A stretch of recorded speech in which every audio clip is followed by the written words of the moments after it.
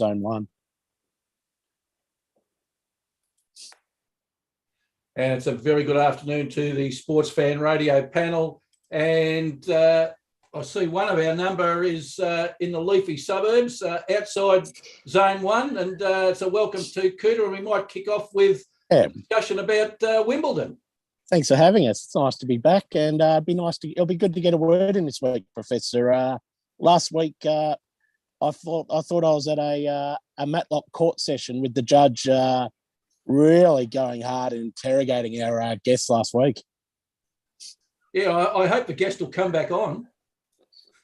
Well, I'll tell you what, he's prepared for court if he does.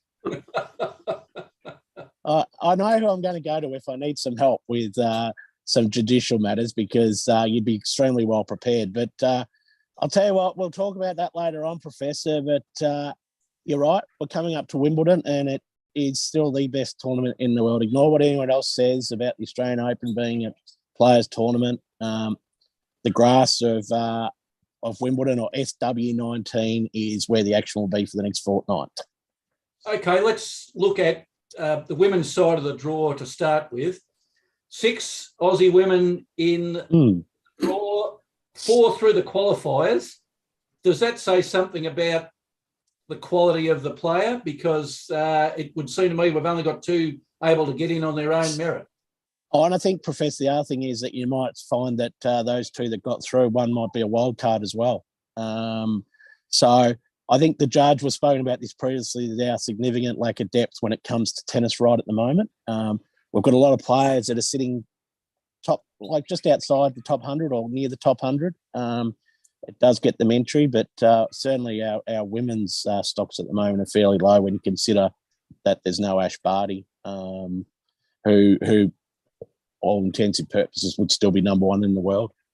Now, I was interested to see the history of Zoe Hives. The Ballarat girl, she's ranked 572 in the world, but she's had 2 years off with a rather nasty condition that she's had to battle, and an ongoing condition. But she's drawn the short straw with playing the 5th-ranked Maria Sakkari from Greece. Yeah, and I'm not sure we'd call that the pool of death, Professor, but it's a pretty tough one when you get the first round and you've gone through the 3 matches of qualifying and you come up against one of the best players in the world. But she's up for the challenge. She'll be match hardened after playing qualifiers. We always talk about the qualifying tournament as being one of the best standards of tennis. It's free to go and watch. The Australian Open is the same. And they're guaranteed some pretty good prize money for losing in the first round. So Zoe's obviously played a lot of tennis around Melbourne and, as you mentioned, has been injured. But I think one thing that the Australians do well is that they travel, they play all the satellite tournaments to get their ranking points, and they just bust a boiler. So she'll give her it all. Hopefully she can win. Tough match, but on grass, Judge, we talk about grass often. We certainly don't see the path to the net worn as much as what it used to be when you're looking back at the prior years. And who knows? Absolutely, Coutta. In fact, isn't it interesting that you look at the honour board of Australian tennis, it's really built around grass and built around grass country, regional, rural players. And we look at tennis these days. Tennis has been decimated in the country, I can tell you that. And I think suburban, you know more about that than I do, but suburban tennis is nowhere near as strong. But your grass, it's just not a feature now of Australia. Well, Judge, I'm trying to think, and this might be something for the next fortnight, is that if we were to look at who a serve volleyer is at the moment, I think you struggle to name anyone. Like the other night, they were mentioning about Pat Rafter. Now, Pat Rafter serve volleyed everything, and his play at the net, he made tennis watchable. Pat Rafter. Yeah, that's the point. It's watchable. And the brothers Verve, I was going to say Misha, but so the brother can actually serve volley, but not much else. So I think from a women's perspective, Professor, and I think that it's hard to go past number 1 seed Swiatek, who's had an amazing run since the Australian Open. when she read the news of Ash Barty's retirement, I think she would have done a happy dance, but at the same time, of course, said that she was disappointed that her number one rival was retiring. But she's a machine. She doesn't make unforced errors. She makes you make unforced errors, and on the grass where it really doesn't matter if you can volley or not, I think she'll win the tournament comfortably. Obviously, the English are hoping for their young girl Radescu, who all of a sudden this time has actually found a little bit of form after winning the US Open last year. So it'll certainly be interesting to see what happens going forward.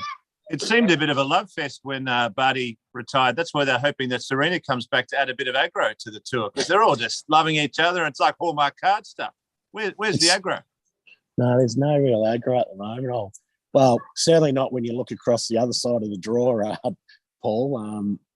So, yeah, I think it should be a pretty clear-cut tournament. I think at the end of the day, you'll see Swiatek win the tournament, and she may not drop a set. That's how easily she's winning things at the moment.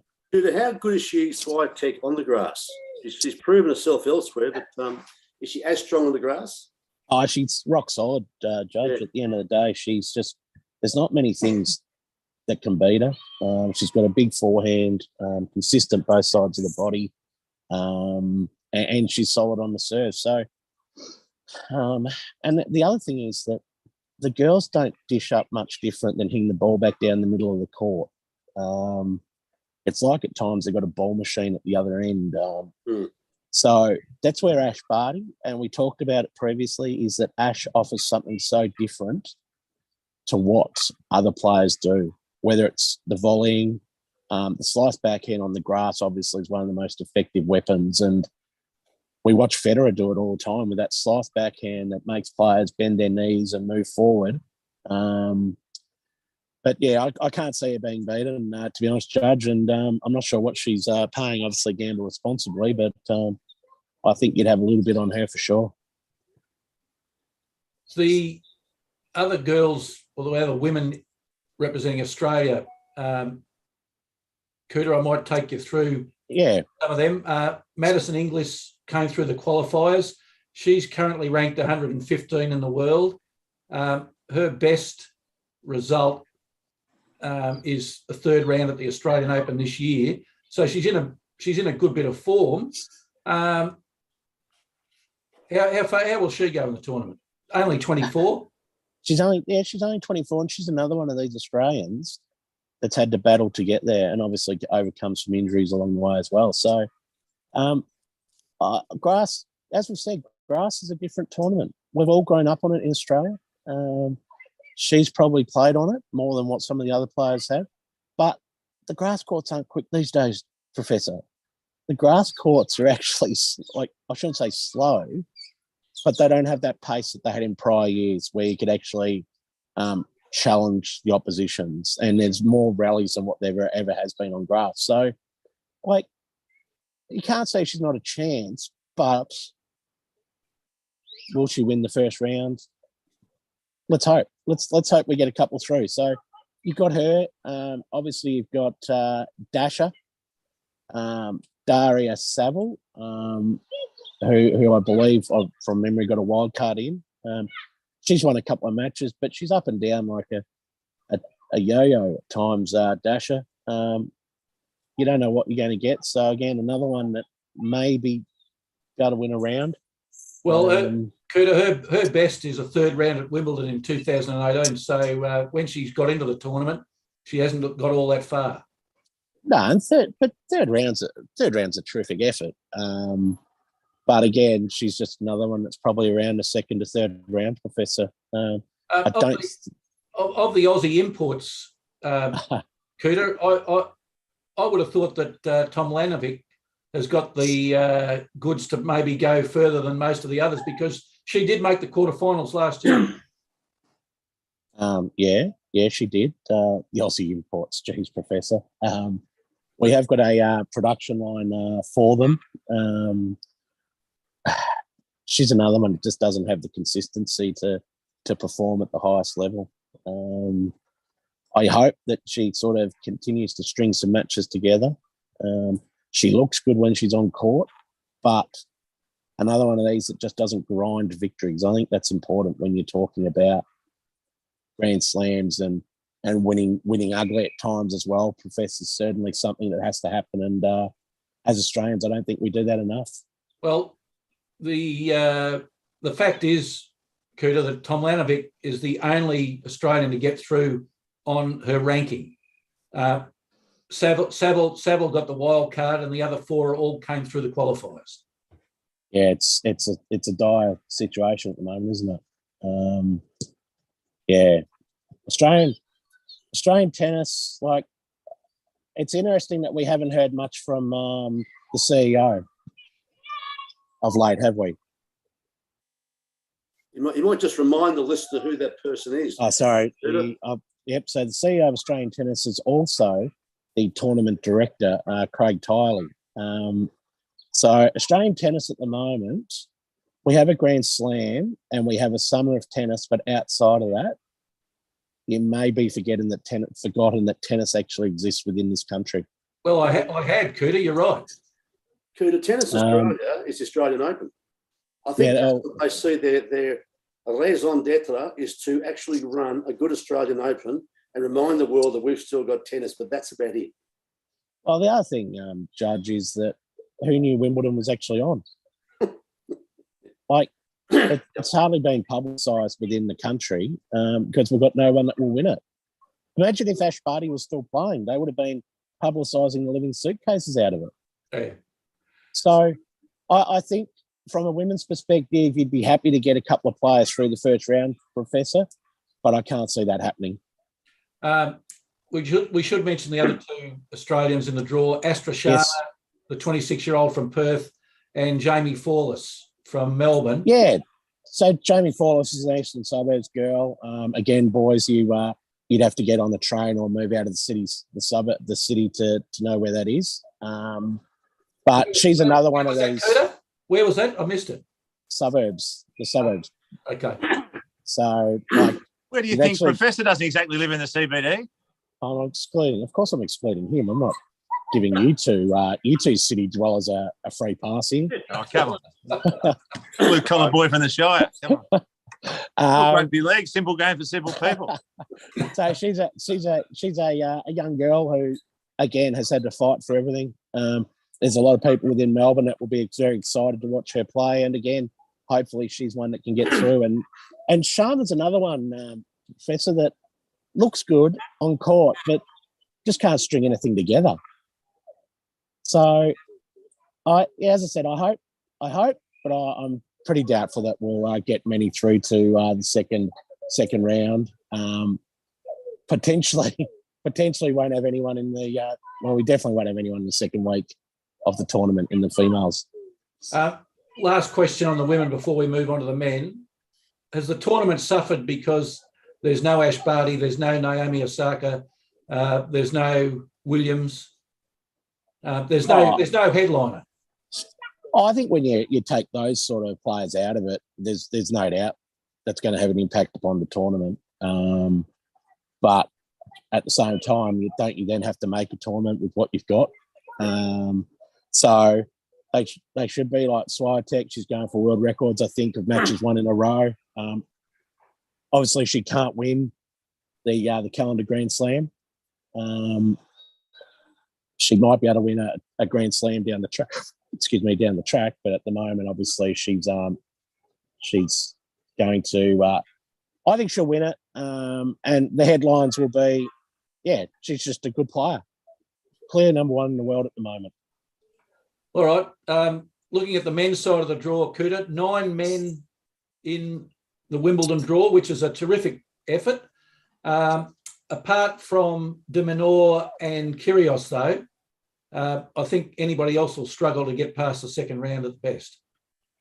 Yeah, it's like, as you said, the numbers of players that we've actually got in the tournament's terrific. We've got a lot that have come through qualifying, which obviously is. I don't know if people understand qualifying and how hard it is. It's three matches against people that are grinding away for their careers. And if you're not in the top, I think it's the top 100 or 98 in the world, then you don't automatically qualify for Wimbledon or the Grand Slam. So you've then got to go through either hope for a wild card, which is determined around the nations, swapping them with Grand Slams. And then secondly is you've got to then rely on making it through qualifying. So players like a Jason Kubler are qualified overnight. Max Saville. It's not. It's Max Purcell, the other part of that doubles pair that had a great tournament 2 years ago at the Australian Open. He's qualified this time. So, yeah, obviously it's like to qualify is an amazing effort. To be able to walk through the hallowed halls of Wimbledon, it is just an amazing place to play tennis, and the history around it. I can't speak highly enough of the actual experience of Wimbledon. And qualifying, Coutta, we should make sure the viewers understand that it's not a one-round qualifier, it's 3 rounds. Yeah, so you've got to win 3 matches, and they're the best of 3. They're best of 5, even there. So you've got to play a lot of tennis to qualify, and as we said, it's exciting. It is brilliant to watch. Can Kyrgios get out of the first week? He'll get out of the first week, but I can't see him going past the sort of the third or fourth round. Nick on the grass is obviously a pretty tough equation. He will smash rackets in every match. Let's be honest. He will get code violations and probably lose some points along the way. But have a look at the people that are watching his match, and he's an absolute draw card. We've said it time and time again that he is someone that people go to watch. Now, Judge, you get a new girlfriend. Well, he's loved up at the moment, Paul. So if you are on Instagram, which I know you would be, he's all over Instagram with his girlfriend, and they're traveling the world together, and they're in love. So he was on another platform not long ago, a paid content one, I think. I'm not sure. Well, of course, him and the mates. What's his name? The nut job, Tomic. Bernie. They'll have their $1 million match play coming up shortly, I would suggest. So, but yeah, he should go okay, Professor. Obviously, I think the special Ks are playing doubles together. So on the grass, I suspect they would be fairly handy. In fact, I should say they'd be very handy on the grass. Big serves, can make returns. So maybe it's doubles. So John Pearce obviously is our highest ranked doubles player at the moment. Him and Philippe have had a pretty tough run the last few tournaments, but once you get the Grand Slams, you lift. So hopefully they can go a little bit further than what they did at the Australian Open. Now, Judge, I saw you raise your eyebrows when Coutta said that Kyrgios would get out of the first week. What were the thoughts going through your head at that stage? I think it's a certainty. With Kyrgios, you don't know what you're going to get, what he's going to serve up. Literally, in fact, his whole game depends upon his serve, and the other person happens to get it back. He's sort of like, oh, what's Plan B on the serve? I'm not sure, Coutta, whether he'll actually get past the first week. He's certainly unique, but I just wonder about his preparation, fitness, dedication, all the sorts of things that the Federer's got. He doesn't have, and has kept him in good stead. And he's not a teenager anymore. I don't know. I think his world ranking is where it's probably supposed to be. Yeah. I think you're right. Grass is his best surface, and his game works best on grass, I think. But I'm just not certain about getting to the second week. But yeah, his game on grass. He brings a lot to the equation, doesn't he? The drop shots, the slice, the volleying, and of course, when you've got a serve like him, it's pretty easy, isn't it? This game at times. When you say what's most important is his serve, I think it's how many roos are loose in the top paddock. I think it's the most important. Whether he's on or not, that would be before he picks the racket up. I think it's more important. We just don't need any celebrities in the front row at Wimbledon, do we? Like the days of Marat Safin. Oh, wow. Wow. Yeah, Wouldn't see as many women at Hugh Hefner's place. No. Gee, that's going back, isn't it? Is it about time we got rid of the mixed doubles at Grand Slam events? In that the care factor, I think, is truly zero. Care factor zero. Mixed doubles. Tell us one of our pairs. Tell us one of the Australian pairs that we've got in there, or who are the top guns, the top seeds? Yeah, it's mainly built off the back of the top men in the world in doubles. So like your Matic and your Pavic and so Piers and these sorts of players. They play with the top female players as well. So it's actually pretty good doubles. And having watched some at the Australian Open this year, it is good doubles, but it doesn't get any publicity or anything like that. I don't know. No, it's good for the tournament. It's good for the tournament because you actually get tennis on the outside courts. There you go. And you get to watch some of the best doubles players in the world. All right, Coutta. Now, we've spent a lot of time talking about Nick Kyrgios, but we do have a seeded player in the draw, seeded number 19, Alex de Minaur. Is there any reason that people spend more time talking about Kyrgios than de Minaur when de Minaur's ranked our highest player in the world? He's just a nice player. He's a nice person, Alex. That may be why, Professor. He's a good bloke. Well, he could be a good bloke. I don't know. But he obviously works with Leighton Hewitt. He's got that sort of Leighton Hewitt style where he's not big. His game is built around his wheels and being able to get everything back. The thing with Alex is that his serve can be a strength and a weakness at times. And that's not saying the bleeding obvious, but when he serves well, he probably plays well, and he's able to get 3 points. I think that's the thing with Wimbledon and Grand Slams as well, is the ability to get 3 points. If you can hold serve easy, then you've got a chance to obviously have a crack at the serve of the return of your opponent. And unfortunately for Alex, that's probably he's someone that's always grinding matches out. He plays long, hard, and the game style he has is labour intensive. So he'll probably win a couple of rounds, Professor. But I can't see again. His seeding of 19, he probably won't get further than say the third round. Which is being unkind to him. Do you think he may have peaked de Minaur? Let me just explain why I say that. His game is so labour intensive that, and he's not going to get any taller. He probably won't get that much bigger, and he's certainly won't get that more aggressive. I think he's a nice guy. I just can't see that his game will take him much further. And it's a hard one because it is an individual sport. And so unlike your rugby leagues or your team sports where you need a player like an Alex de Minaur to get to that next level, I don't think he will. Like, you rely on him in Davis Cup because he's just a gun when it comes to representing the country. What is that? What was that tournament? The ATP Cup, the start of the year. So that's what I mean. So he's one of these players that's just going to be a nice player who's going to make a good career out of it, but won't be top 10, 20. He's seeded 19, but is he a top 20 player in the world? I would probably say he's not. But he's good. I don't mind watching him.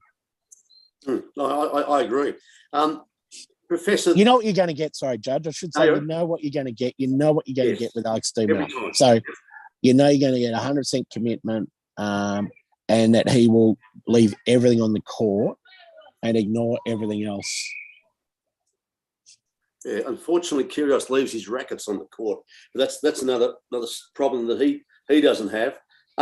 It's interesting. A younger viewer's Professor wouldn't know this, but when I was a young tacker, 3 of the 4 majors were grass. Wimbledon's now becoming a sort of an outlier. And it just seems to me, Coutta, that when you're saying about the slow courts, that we're actually getting an entirely different game these days, where it's almost a replica of the hard court, clay court games where the rallies go, 10 shots of the norm. Never happened. That's what I think. Australians just aren't superior on grass anymore. And that's parties an outlier. Well, remember what we've tried to do at the Australian, I was going to say the Australian Tennis Centre, at Flinders Park or Melbourne Park, whatever they call it, is that we tried installing clay courts there as part of our program to improve. Now, I'm not sure how that's worked. Or I was going to say, results go. Results would say it hasn't. Well, of course, the other one, Judge, is if we go back, didn't we hire a Spanish player to work in our high performance, I was going to say it's not Sergei Bruguera, but it was of that ilk and that era of a clay court that we hired to try and work with our players. Now, that's not going to work in Australia because we don't have the courts. The Popperin is the one that Professor we haven't talked about, but he's grown up on the courts overseas. He spent hardly any time within Australia. Yeah. All right, Coutta, we might wrap up the men. I'm going to go through the 9 men that we've got. I want you to tell me how far you think they'll get. So we've got, start off with Max Purcell, who's never been past the first round at Wimbledon. How far is he going to get? We'll lose first round. Thanasi Kokkinakis, best is first round at Wimbledon. Second round. John Millman, whose best is he's reached the third round in 2019. Second round. Johnny Duckworth, his best is he reached the third round last year at Wimbledon. First round. The tennis player you were just talking about, Alexei Popperin. Maybe second round. Maybe. Jason Kubler, who's never been past the first round. I'd love to say second round, but I think Jason will probably lose round one. Nick Kyrgios, whose best is the quarterfinals at Wimbledon. Will he get back that far? I think he'll play in the quarters. Oh, write that down, everybody. I think he'll play in the quarters. All right. Alex de Minaur, his best is as a third round. 2008. Third round. Okay. And finally, Jordan Thompson, whose best is the third round. Again, Jordan's another one that suffered from some injuries. I'd say second round with Jordan. All right. Women's doubles. We've got the Aussie imports, Tomljanovic and Saville playing. Will they make an impact on that tournament? I'll tell you what, you'll get a lot of come-ons from Dasha, that's for sure. She does know how to say those words. They might make the second round. And Sam Stosur is back playing with Letitia Chan from Taiwan. Will she get? Well, she's got some pretty good doubles. Here you go, Professor. She'll make the semi-finals of the doubles. Ooh, nice. Sam Stosur playing doubles is a weapon. Is she the weapon? Well, no. I'm not. We're not allowed to mention his name, are we? We can't mention that, though. No, keep going. So, no, Sam Stosur's doubles, and Judge, we've talked about this before with Sam, is that her serve and volley and her smash say that she should be a good doubles player. Yep. And her record indicates that to be the case. Grand Slam doubles, mixed, women's, and of course, let's not forget that she should be a 3-time Grand Slam singles winner. I think her birth certificate is her biggest problem, Coutta. That she had to play in that era. I think, how old is she? Although she's I'm not sure she's playing all that much these days. So she's retired from singles, and her doubles is her go-to now. Wouldn't get much change out of a couple of lobsters, would you? She'd be 40, wouldn't she? I think she'd be getting late 30s, I would think, Paul. Yeah. Just coming into her prime, some would say. Who's she playing with? Never heard of her. She's not exactly setting the court alight. What's her name? Taiwanese player. Yep. Letitia Chan. Haven't they had some stars over the years? Taiwan. She's played a lot with the Chinese girls.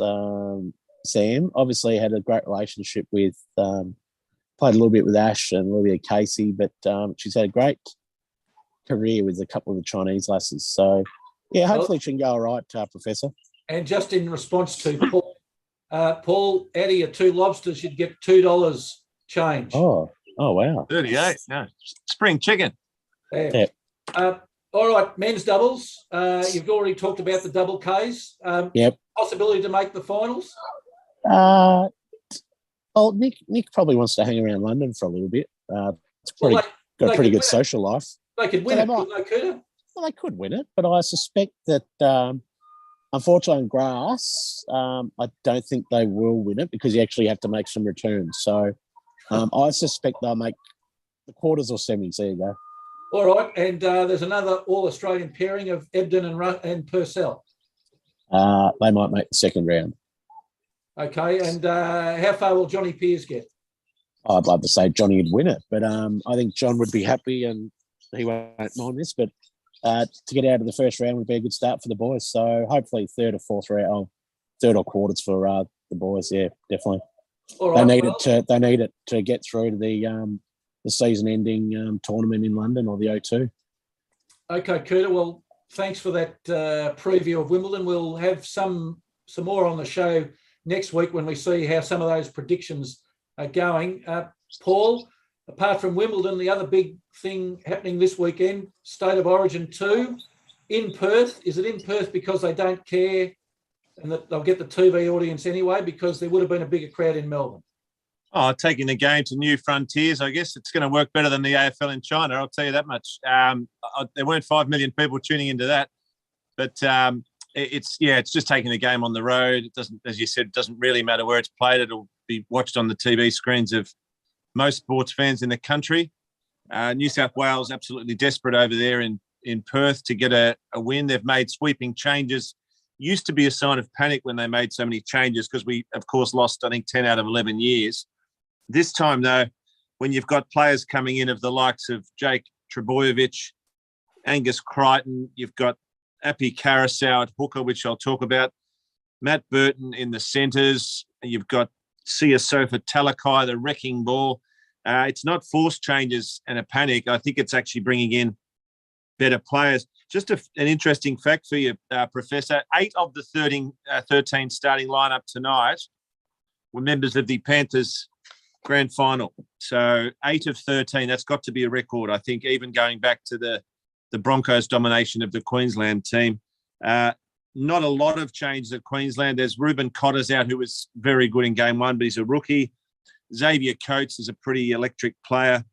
He's missing, but the key will come down again, as it did in game 1, to Cameron Munster, who is playing, and the biggest compliment you can give a footballer, Wally Lewis-like at the moment. So if he shines again, we're in trouble, the Blues. How badly will New South Wales miss Jack Whiten, who's out due to COVID protocols? Oh, he's a great player. That's another reason why they'll want to win, because coming back in game 3, I'll give you a trifecta of players. You've got Jack Whiten, Latrell Mitchell can play a bit, and the proof of alien life on earth, Tom Trebojevic, who can play as well. Those 3 are coming back for game 3. So the Blues will be absolutely desperate to win this game, and I think they will tonight. I've got nervous confidence, I'd call it. I said that to a friend, nervous confidence, but I think they'll get it done. The bookies agree as well. $1.65 New South Wales tonight at 8 p.m. on your Channel 9 screen. Now, the Panthers hooker, Api Carousel, is coming at number 9. How much of a difference will that make to how the team plays, do you think? Well, we talk about spine on this show more than a chiropractor, and it comes down to the fact you've got 3 of the 4 play together every week. So you've got Api, you've got Jerome Luai at 6, and Nathan Cleary at 7. The biggest story of the week, you've got Liam Martin has been called a grub, and the grubbiest player since Paul Gallen by the Queensland media. Mrs. Martin, the mum, has been banned from social media by her kids, and she's come out with a zinger that I might add to my repertoire. She said, "Don't talk to me about that Queensland. They give out more face massages than a beauty salon." That's Liam Martin's mum, if you don't mind. So we might have to get her on the show, I think, because that's a fine one-liner there. That is exceptional work from Mrs. Martin. Now, Matty Burton in the centres makes his Origin debut. He won the Dalligan Centre of the Year last year. I'm interested, though. He's got, you'll see more bombs from him than Dresden when that was being under attack. So I don't know how they're going to get a centre with that many bombs, but we'll make it work. He has possibly the best bomb I've ever seen. You wouldn't see a better bomb in North Korea. He's unbelievable, Matt Burton. And you mentioned Jake Trebojevic. He's starting at prop. Is that an improvement on what we saw in game one? It is, and I'm stunned he wasn't there for game one. He is, and forgive me, the rugby league player. He's the footballer's footballer. He's the heart and soul of a team. I was stunned he wasn't there for game one, whether he was carrying an injury or not. He is the nerve centre of that forward pack, and he will have them absolutely more pumped up than a jumping castle, because they were trodden on in game one, and they were called soft, which is the worst thing you can call a rugby league forward. And they dominated the ruck Queensland. That will not happen tonight. There'll be a lot more heat in the pack tonight, and I'm looking for a big game from Payne Haas as well tonight. I think New South Wales will fire up in the forwards, and that'll lay the platform for the exceptional backs that are available for New South Wales. Well, talking about exceptional backs, as a Bulldog supporter, I'm a bit disappointed that one of our players wasn't picked for representation, Josh Addo-Carr. There was a lot made of him fighting his way back in after some terrific form since State of Origin 1, but no Addo-Carr. Is that a mistake not picking him? I actually think, I don't think it's planned as such, but if New South Wales does win this game tonight and he comes in at game 3, that would bring a level of explosiveness with Trebojevic, Latrell Mitchell, Addo-Carr. My word, you'd need a pretty good defence there. You'd need a better defence than OJ Simpson to stop that. So I actually think, not that he's being rested for game 3, but I think that if we can somehow get a win tonight, you might find that if he keeps playing the way he's been playing, you might find he's there for game 3. How will New South Wales going about deal with Cameron Munster? Because you've said he's pivotal to Queensland winning. If you're the coach, what are you setting out to do to negative Munster's effect on the game? To within the rules, hit him pretty hard and muscle up on him. It's almost like a tag scenario in AFL, but you can't really do that in rugby league. You just need to close down his spaces and make sure that you've got the players there, and take the risk that you're going to be burnt out wide if you focus on him. But he's such a jack in the box. He's got his life in order. As I said, there's no greater compliment than saying he's playing like Wally Lewis in the Origin arena, because he's the best player we've ever seen at Origin. He's almost unstoppable if he's on, and that's the scary thing. New South Wales will just have to conjure up more points than what he manages to put on himself. So aside from Munster, who should the viewers be looking at as the match winners for Queensland? Oh, well, Daly Cherry Evans is a very, very, very capable halfback. He'd been the top 3 or 5 in the game. If Munster is shut down, that will mean he may be able to shine and start running the ball more. But he doesn't have the creative genius of Munster, but he's incredibly good halfback. So he could be one to watch as well.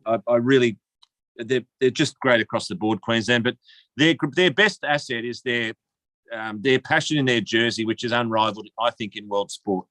The more they're up against it, the more they seem to find, and they are possibly the best front runner in world sport. They're very hard to run down, even with what I hope, I'll say modestly, but I think the New South Wales Ferrari, when it gets out of the garage, even that can't run down a Queensland team that's leading with the passion and spirit that they have.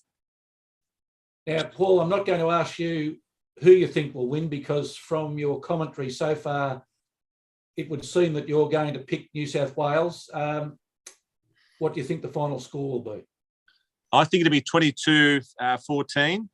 And I urge the viewers to keep an eye out for Siasofa Talakai. He'll be coming on like a wrecking ball. I don't think Miley Cyrus in that wrecking ball song she had did as much damage as he might late in the game.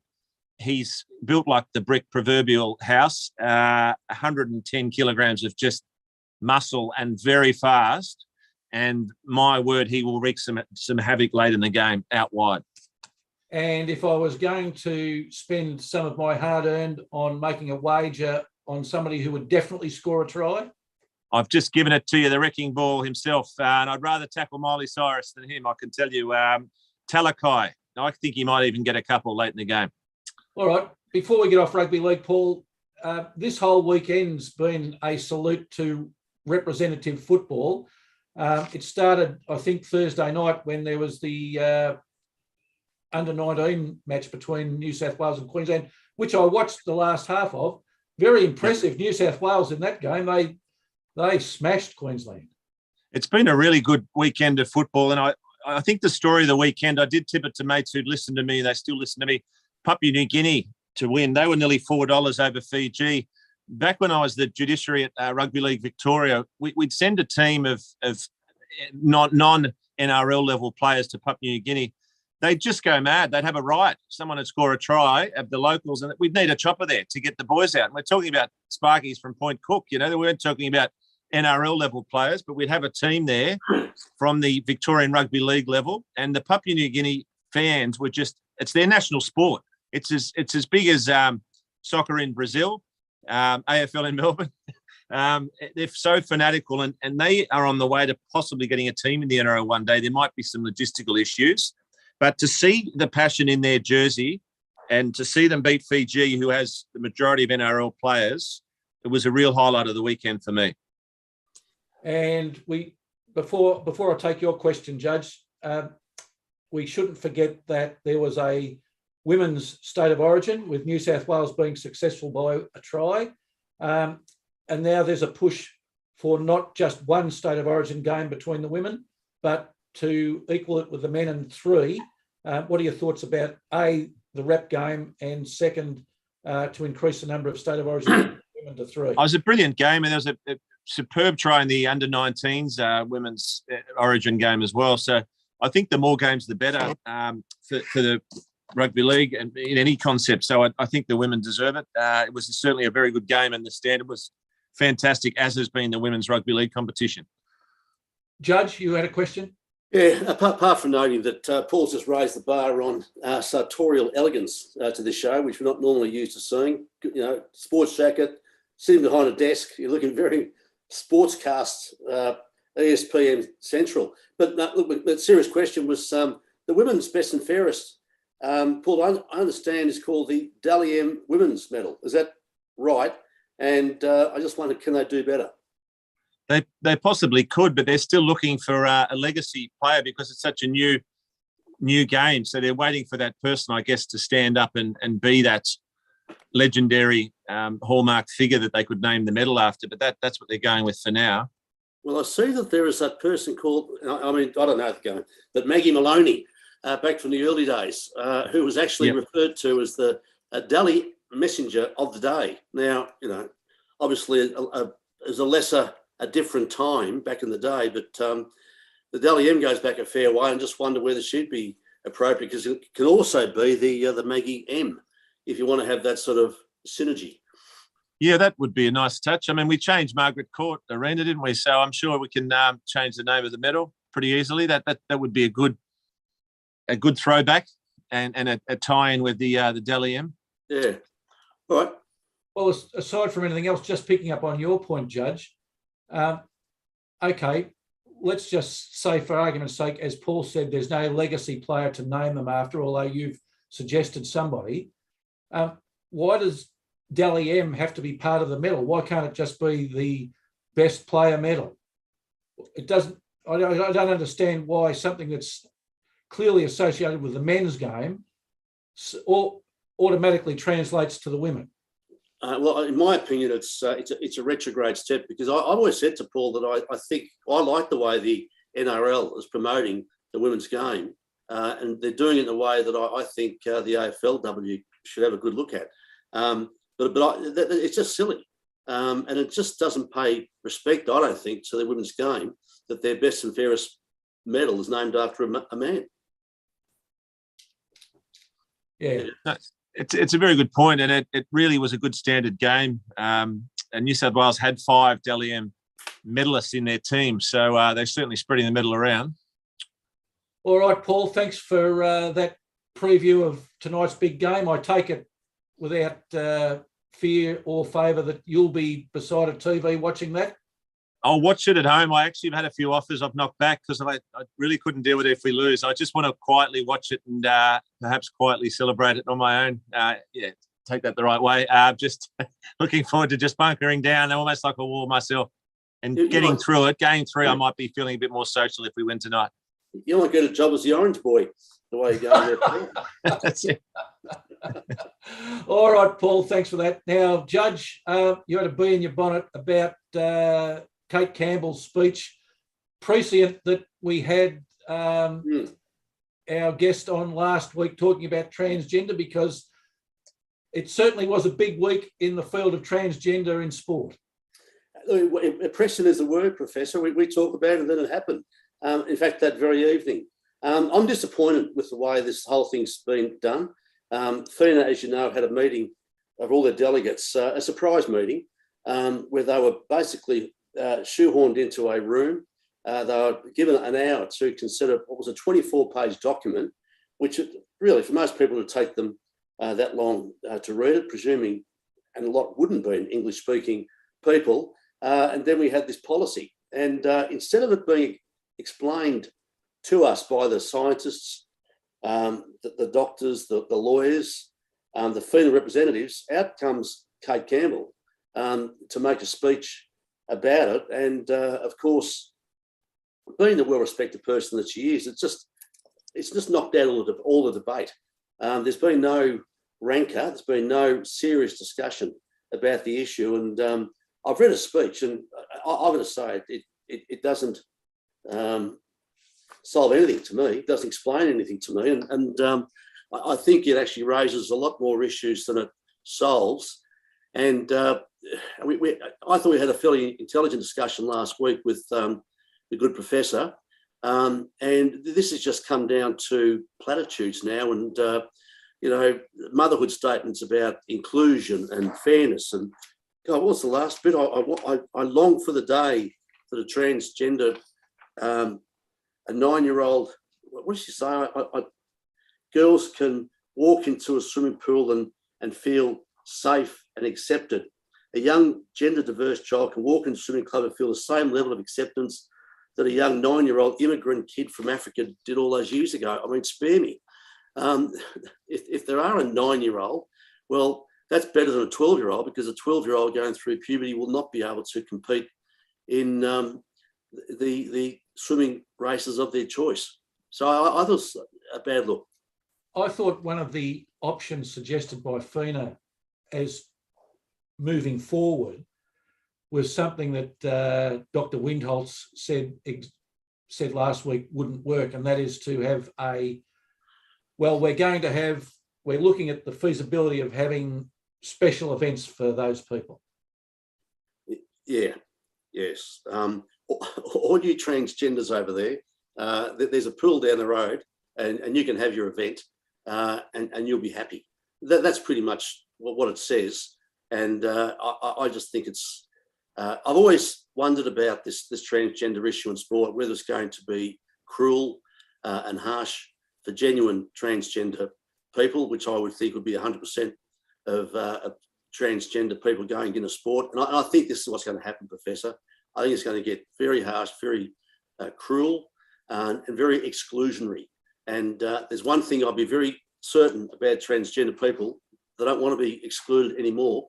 And when it comes to their sport, they want to play their sport, and it's up to us, those who comment on sport, those who are involved in sport, the doctors, the lawyers, the sports administrators, to come up with something.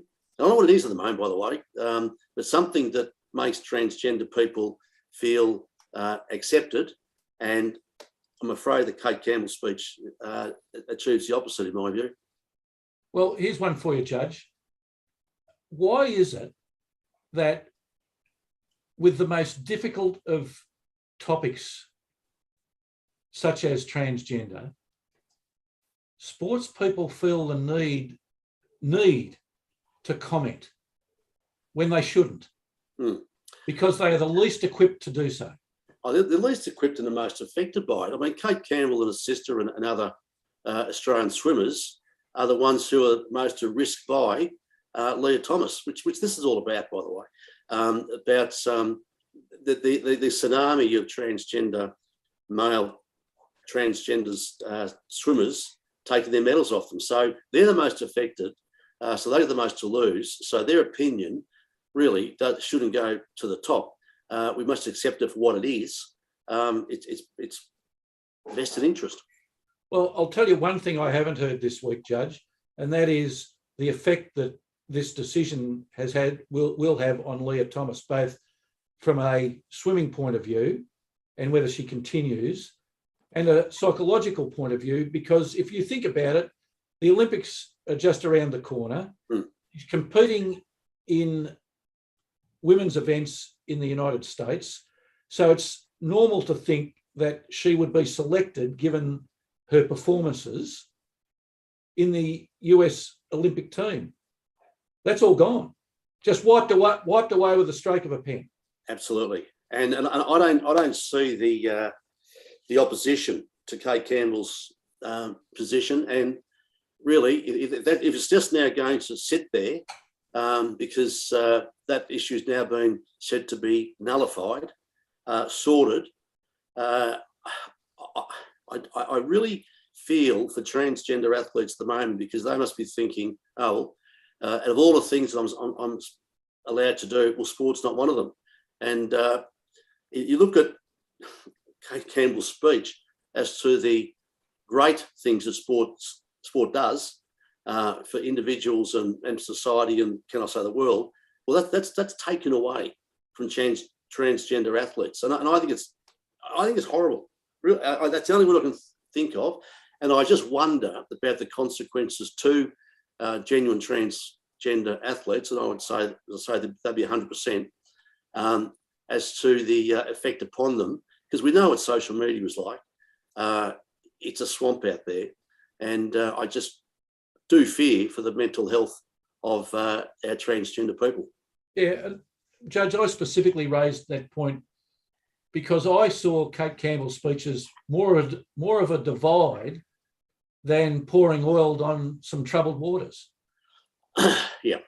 Well, look, Professor, if the real measure of a civilization, I mean, we won't get too philosophical about it, but I feel quite strongly about it. The real measure of civilization is how we deal with our most vulnerable people, and the people who experience the most difficulties. Well, this is not a heading in the right direction.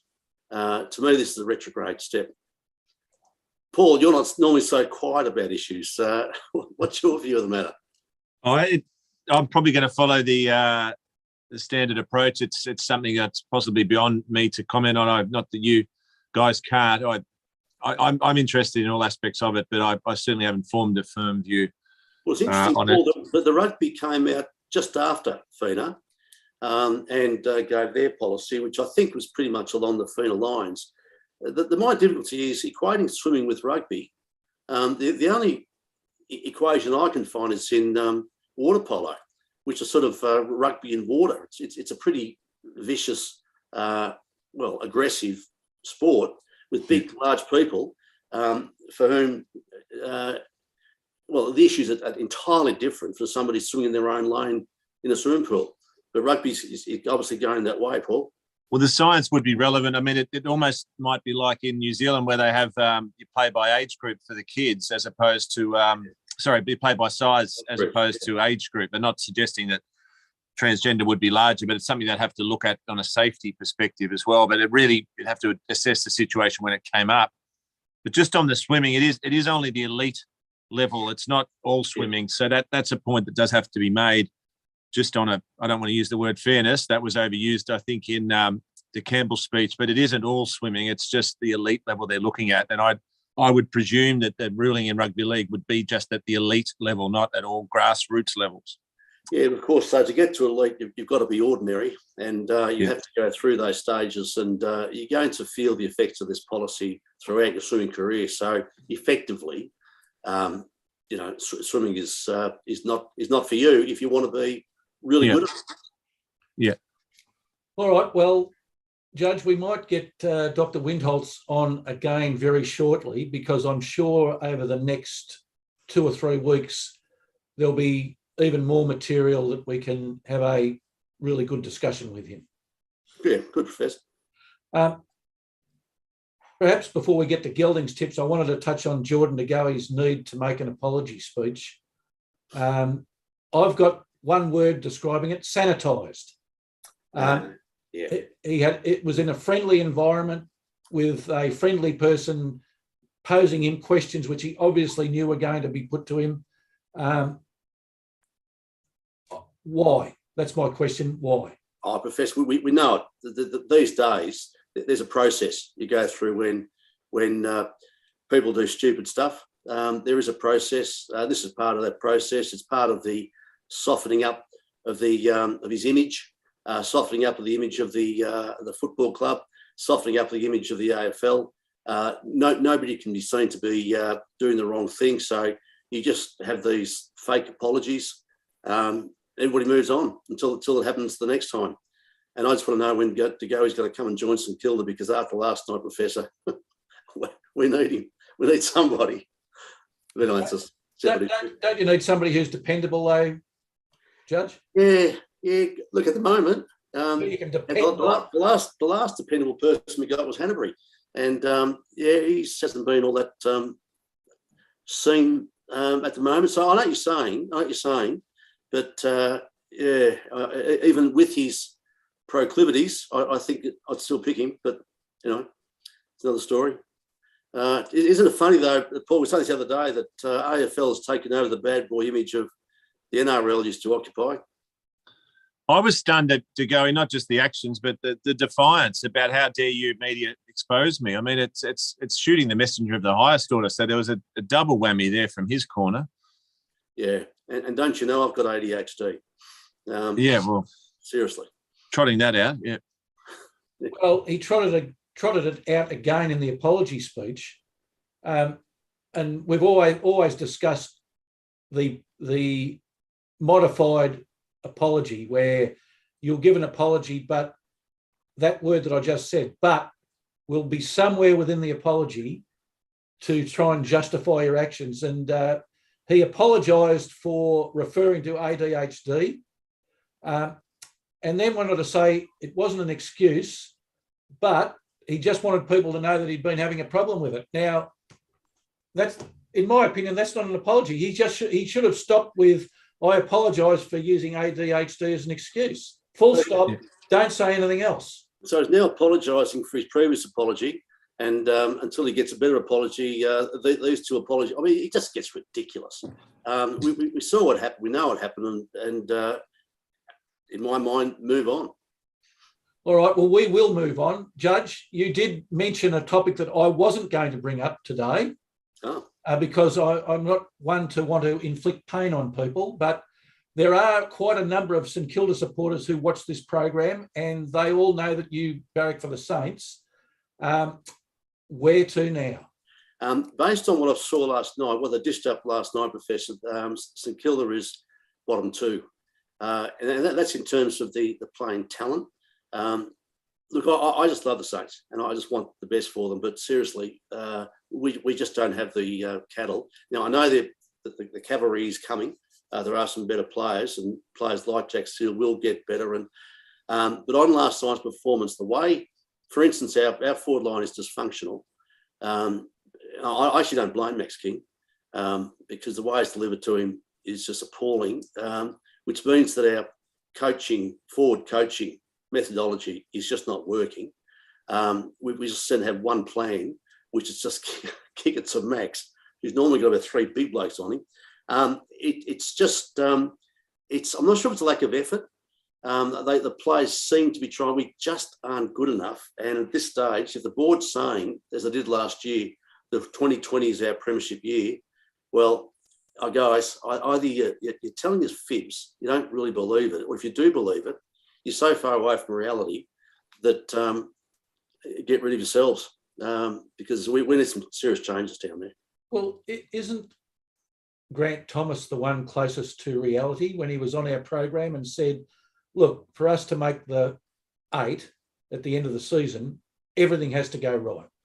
Yep. And if everything doesn't go right, we're not a final 8 side.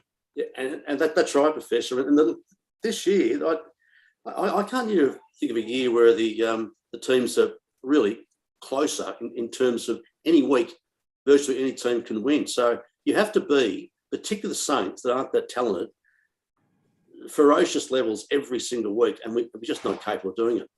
The players actually look a bit tired, to be honest. Max King looks like if he was a horse, I put him out to pasture for a few months. He's looking extremely tired.